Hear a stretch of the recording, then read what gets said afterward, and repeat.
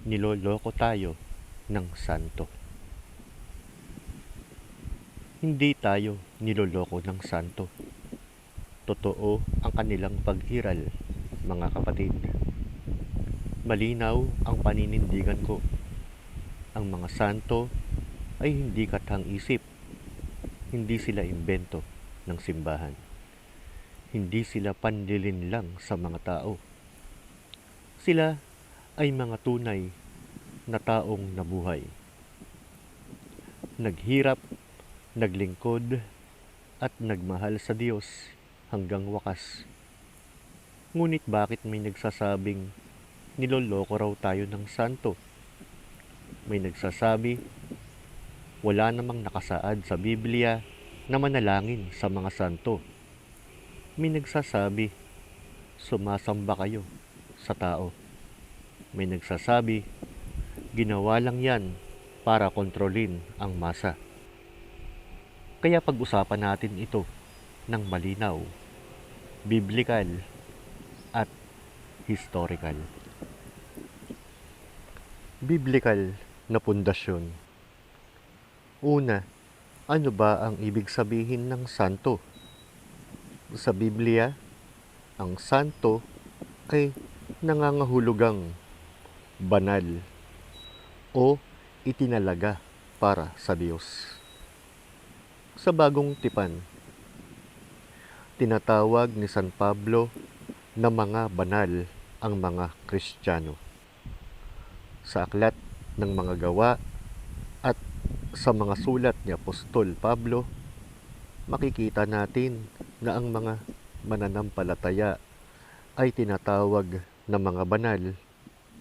Ibig sabihin, ang kabanalan ay hindi imbento, kundi bahagi ng pananampalatayang Kristiyano.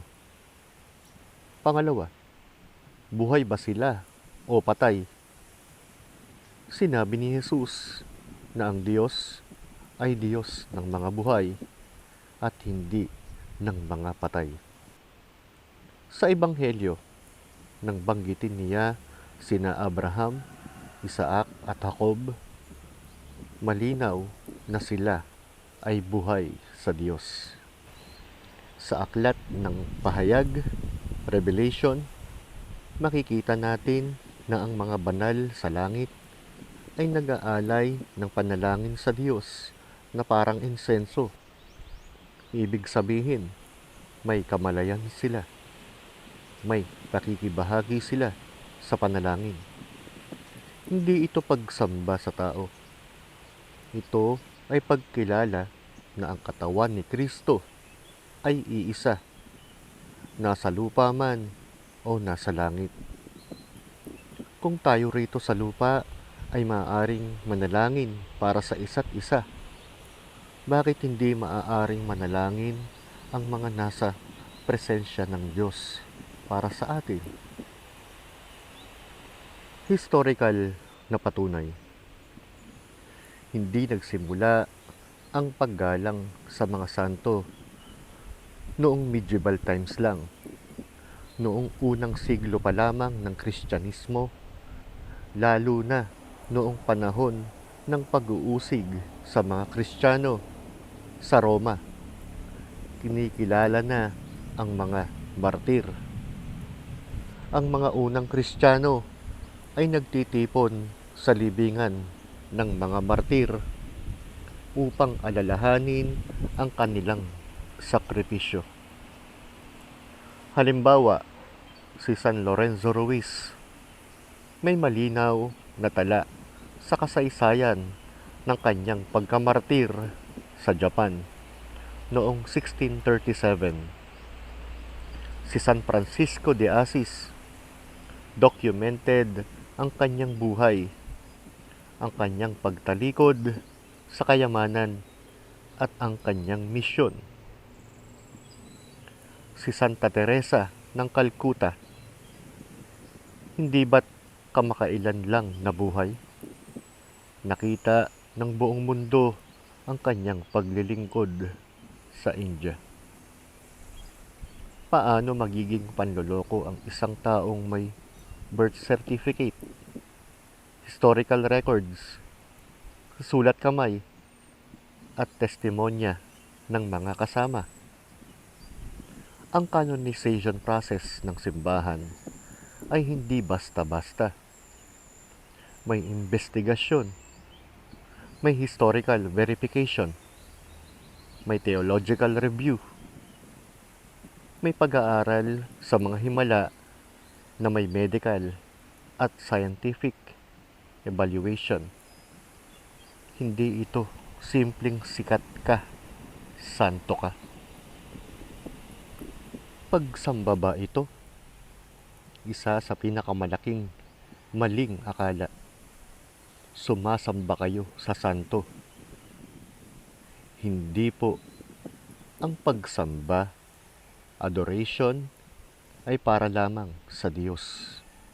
Ang paggalang, veneration, ay para sa mga banal na naging tapat sa Diyos.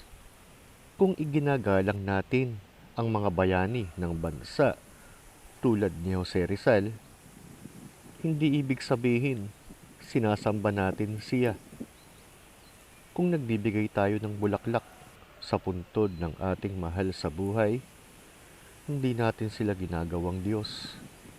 Ang paggalang sa santo ay pagkilala sa gawa ng Diyos sa kanilang buhay.